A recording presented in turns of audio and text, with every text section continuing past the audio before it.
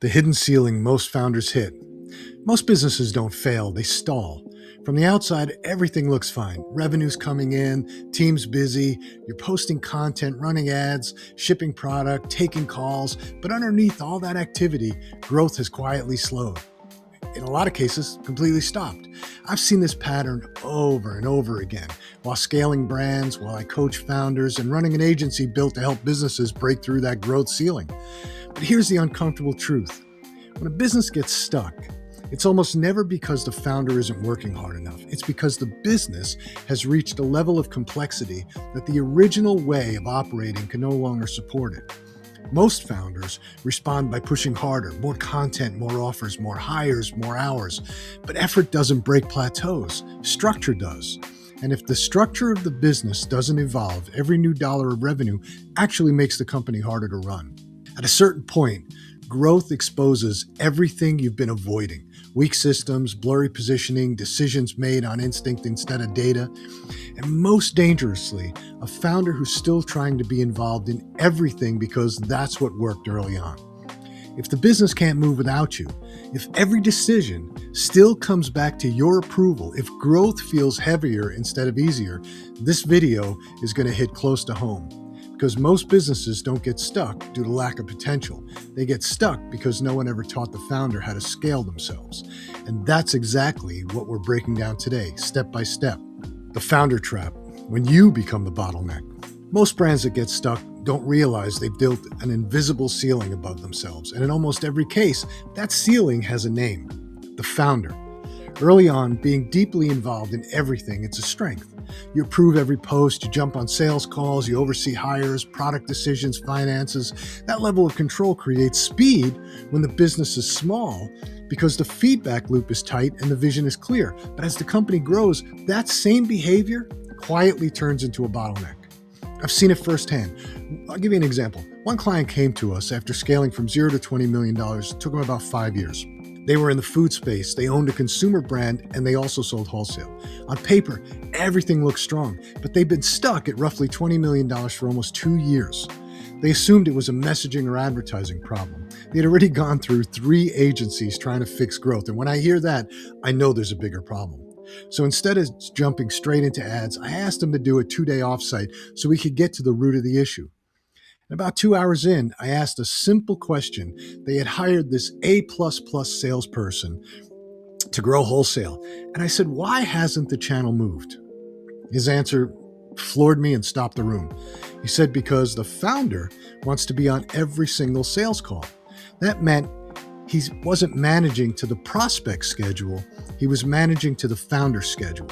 Someone who was also running finance, marketing, operations, warehousing, and everything else. So calls were hard to book, momentum died, deals stalled. Not because the salesperson wasn't elite, but because the system was designed around the founder's availability. That's the approval bottleneck in real life. Founders tell themselves they're being supportive. In reality, they're slowing everything down. Teams stop acting independently. Decisions wait.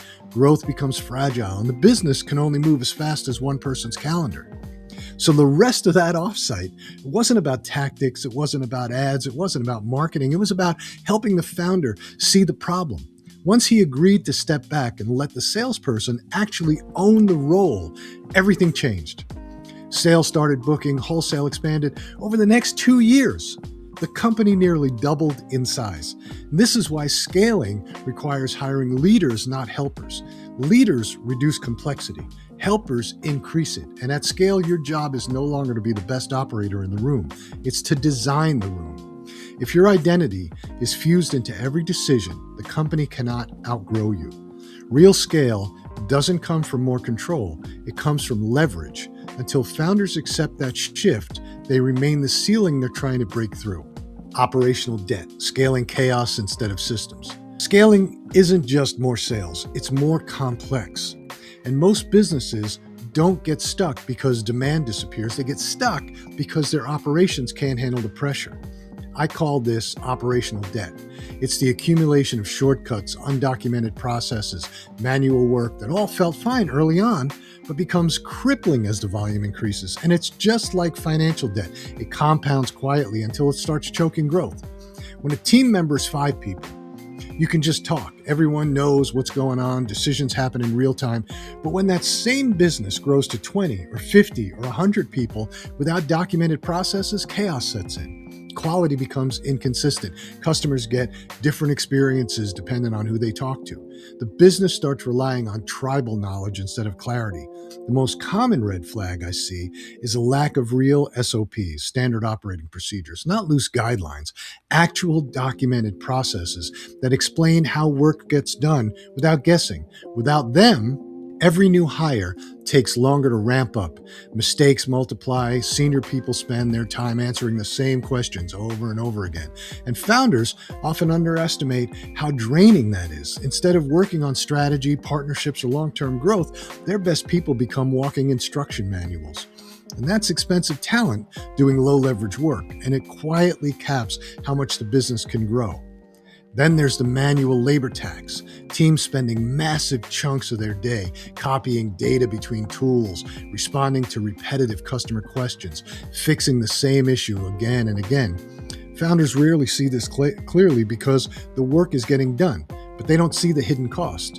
That inefficiency eats margins. It slows execution. It makes scaling more expensive than it needs to be.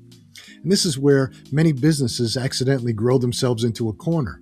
Top-line revenue goes up, but so do costs. Customer acquisition gets more expensive, fulfillment gets messier, support volume increases. But instead of fixing the underlying system, founders push harder on growth because growth feels like the solution to everything. And that's how brands grow broke. I've seen businesses obsess over hitting the next revenue milestone while ignoring unit economics. If it costs $50 to acquire a customer who only spends $45, scaling doesn't fix the problem, it accelerates it. You're just pouring fuel on the fire.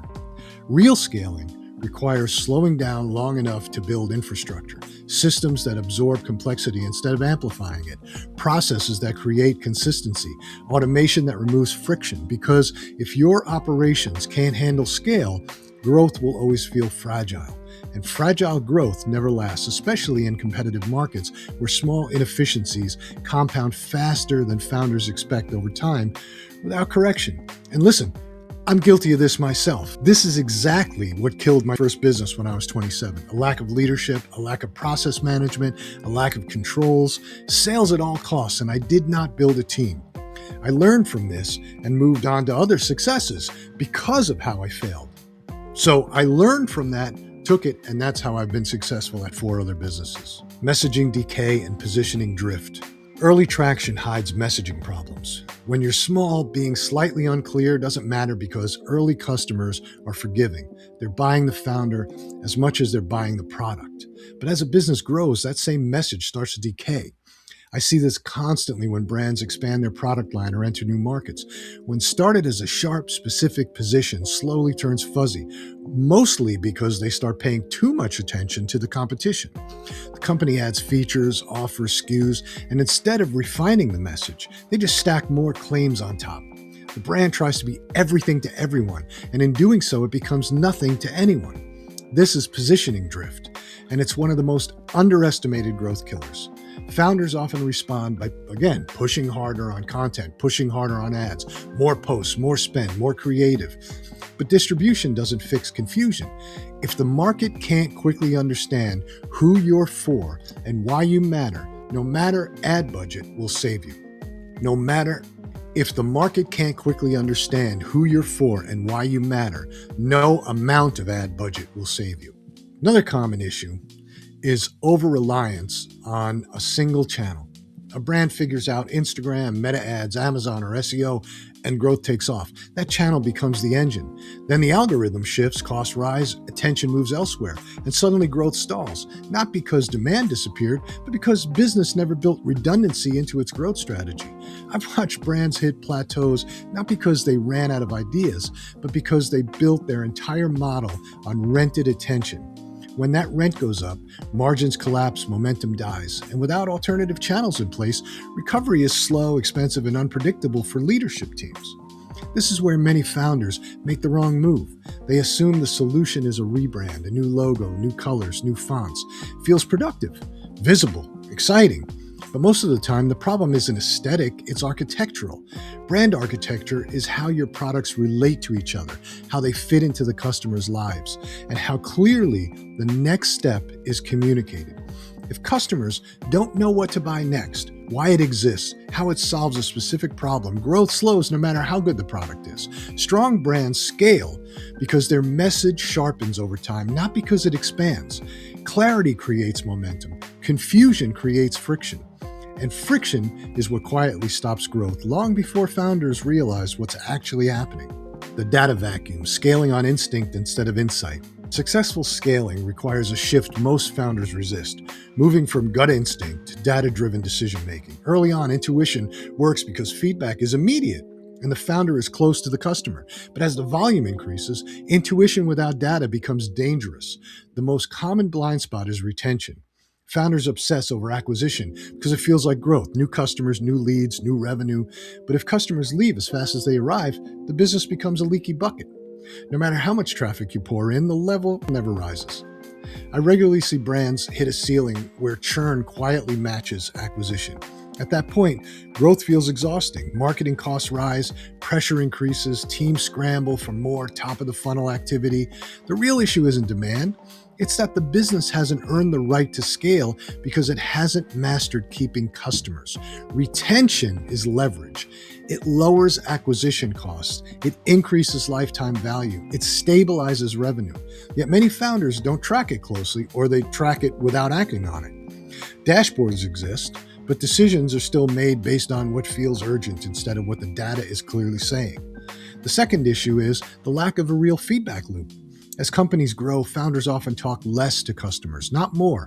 Support gets outsourced, sales gets delegated, product decisions get made internally. Over time, the business loses its product intuition.